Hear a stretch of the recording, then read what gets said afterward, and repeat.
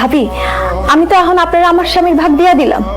আপনি না বলছেন আমার স্বামী যদি আপনার বিয়া করে আপনি আমার 5 লাখ না 10 লাখ টাকা দিবেন। আমার স্বামীর ভাগ আপনারে বুঝাই দিছি, আমার স্বামী আপনারে বিয়া করছে। এখন তাইলে আমার ভাগ আমারে বুঝাইয়া দেন। রাবে, আমি যা কথা দিই তা রাখি। তুমি তোমার স্বামীর ভাগ আমাদের দিছো, তোমার স্বামী আমার বিয়েও করছে। এখন আমার ভবিষ্যৎ নিশ্চিত। আমার টাকা পয়সার কোনো দরকার নেই। আমার দরকার স্বামীর আদর, ভালোবাসা। এই যে তোমার 10 লাখ টাকা, তুমি তোমার স্বামীর ভাগ আমার বুঝাই দিছো, এবার আমি তোমারে টাকার ভাগ বুঝাই দিতেছি। আমি টাকা দিয়ে তোমার স্বামীরে কিনে নিলাম। রাশেদ এখন থেকে আমার, আর কোনোদিনও তুমি ওর উপরে স্বামীর ভাগ বসাইতে আসবা না। কি টাসকি খেয়ে গেলা? তোমারে কতবার ডাকছি বলো তো, সকাল সকাল ঘুম থেকে উঠো নাই কেন? আমি চাইছিলাম তোমারে নিয়ে মার্কেটে যাইতে, কিন্তু তুমি তো উঠলা না। শেষমেশ আমি একা যাইয়া অনেক শপিং করছি। এই যে দেখো, এখানে শাড়ি কিনছি, 3টা 3 পিস কিনছি। আর এই যে দেখো এই শাড়িটা, আর এই গহনাটা কিনছি। আন্টিটা লাল রঙের সুন্দর না? এইটাও কিনছি। এই যে এইটা একদম সুন্দর সুন্দর জিনিস। মার্কেটে যা ছিল ক্রিম, পাউডার, সোনু সব কিছু কিনে নিয়ে আসছি। এখন বলো তো আমার কেমন লাগতেছে? তোমার কেমন লাগতেছে এটা আমি কইতে যাবো কেন? আয়নার সামনে গিয়া নিজে দেখো। আরে ধুর, আয়না দেখবো কেন? তুমি না আমার জামাই। এখন বলো তোমার বউরে কেমন লাগতেছে? ও, আমার বউরে কেমন লাগতেছে এটা আমার কইতে হইব? ঠিক আছে, কইতাছি। আজকে তোমার অনেক সুন্দর লাগতেছে। এই দুনিয়ায় তোমার মতো সুন্দরী আরেকটা মায়া মানুষ আছে কিনা? তুমি ওর প্রশংসা করতেছো কেন? আমার প্রশংসা করতেছো না কেন বলো? আমি এত সুন্দর সাজগোজ করছি, এত সুন্দর গয়না পরছি, আমার কেমন লাগছে বলো? নতুন বউয়ের প্রশংসা করতেছো, পুরান বউয়ের প্রশংসা করবে না?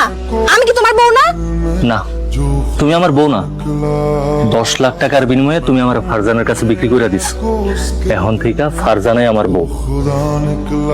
তুমি কি সাজগোজ করছো, তুমি শাড়ি পরছো না গহনা পরছো, তোমার কেমন লাগতেছে এটা আমি আর কোনোদিন করবো না। এখন থেকে ফারজানাই আমার সবকিছু। হাজবেন্ড ওয়াইফের ঘরে ঢুকতে গেলে তো অনুমতি নিয়ে ঢুকতে হয়, এই জিনিসটা তুমি জানো না? না মানে আমিও তো তোমার বউ, ওই জন্য অনুমতি না নিয়েই ঢুকে পড়ছি। তুমি আমার কি সেটা আমি তোমার কাছে জানতে চাইতেছি না। কি কারণ আইছো? তাড়াতাড়ি কইয়া এখান থেকে বিদায় হও।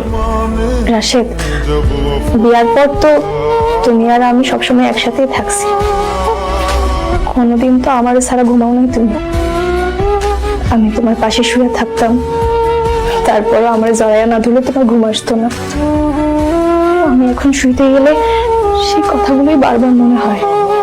আজকে রাতটা কি তুমি আমার লাগে আমার রুমে গিয়ে ঘুমাইবা? মগের বুলো পাইছস তুই? আমার স্বামীকে তোর সাথে যা ঘুমাইবো, যাই না দেখে যা, নইলে কিন্তু খুব খারাপ হয়ে যাবো। আমি যাবো না, আমি আমার স্বামীর ছাড়া কোথাও যাবো না। রাশেদ, আমি বিছানায় গিয়ে শুইলেই আমার দমটা বন্ধ হয়ে আসতেছে, আমি ঘুমাইতে পারতেছি না। শুধু আজকের রাতটা আমার সাথে ঘুমাও রাশেদ। চলো না, চলো চলো। আজকের রাত কেন, আর কোনো রাতেই তোর সাথে আমি একই বিছানায় একসাথে শুনবো না। কারণ তুই সেই অধিকার হারাইয়া ফেলছিস। এখন থেকে যতদিন আমি বেঁচে আছি, আমি আর ফারজানা সবসময় একই লগে থাকুম, এক লগে ঘুমাবো। আরে তোর স্বামী দরকার নাই, তোর তো দরকার ছিল টাকা।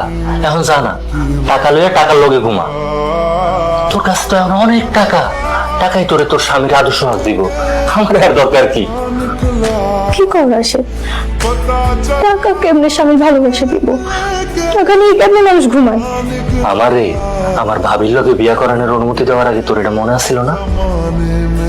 তুই ভাবছিলি টাকাই সব সুখ দিতে পারে, টাকার মধ্যেই সব সুখ। তাহলে এখন টাকার কাছ থেকেই সব সুখ চা।